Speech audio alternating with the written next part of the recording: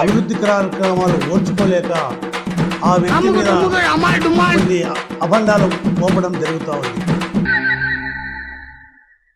అటు చూడు బే.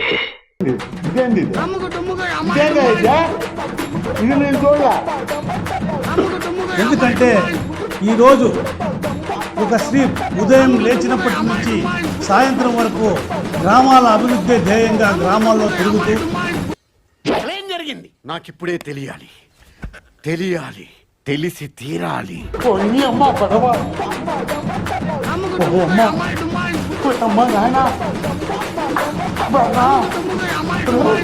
ఈరోజు తెలుగుదేశం పార్టీలో ఇన్ఛార్జ్ ఇచ్చిన 8 నెలల్లోనే ఆమె అనేక సార్లు విజయవాడకు పోయి ఎన్నో చాలా 250 కోట్లతో అభివృద్ధితో సీసీ రోడ్లు అయితేనేముంది, బీటీ రోడ్లు అయితేనేముంది. ఇది గుర్తుపెట్టుకో, తర్వాత మాట్లాడుకుందాం. చిటికలే జ్యోతమ్మక్క పైన అనవసరమైన నిందలు వేస్తూ అనవసరమైన మాటలు మీరు ముందుకు పోతున్నారు. వైసీపీ గొడ్డెల పార్టీ ఈ రోజు మమ్మల్ని విమర్శిస్తున్నారు.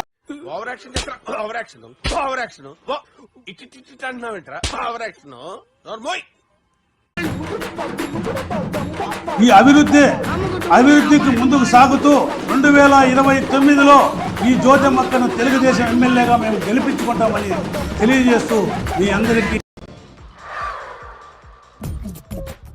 నవ్వు ఆపుకుంటున్నావు కదరా.